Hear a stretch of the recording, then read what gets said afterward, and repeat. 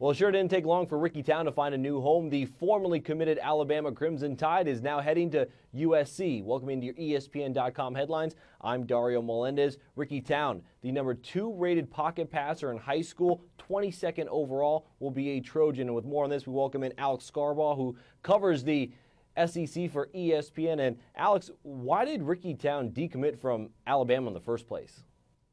Well, I think this is more a case of a kid committing early. He's obviously more than a year away from having to sign a letter of intent. But a lot of people are making it out to seem that the Jacob Coker commitment might have influenced his decision.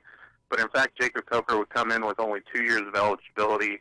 So it's really hard for me to imagine that Town decided that based on that he'd have to go to SC. I think this is Coach Sarkisian and his staff putting together a good sell and getting a good prospect in return.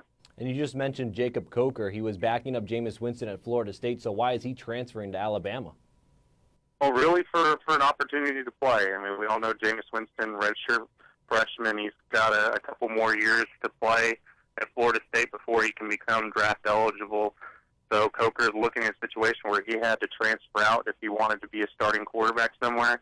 Obviously, Alabama was a program that, with McCarron leaving, had that opportunity. And Coker, from Mobile, backed up A.J. McCarron in high school, has been a lifetime Alabama fan. I think all the stars kind of aligned on this one, and the staff was able to get in early and convince him that Alabama would be a place to come in and have a solid chance at competing for a starting job. What is Nick Saban and his staff saying about Coker? What does he bring to the Tide?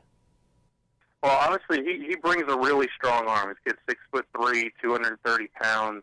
He was a little bit under-recruited coming out of high school because they ran the wing tee his junior year, transitioned to a pro style his senior year. He's a guy who people have said, you know, the race between him and Jameis was closer than people might have imagined, and his arm in terms of sheer strength might actually be better than Jameis's. It is a kid who's kind of Coker. His legend has built as a backup quarterback.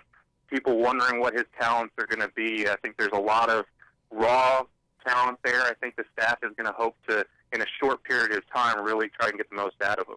The Tide never having to rebuild, they just reload. That is Alex Scarbaugh, who covers the SEC for ESPN with the latest from the college football ranks. And remember, for your latest headlines, keep it right here on ESPN.com. I'm Dario Melendez.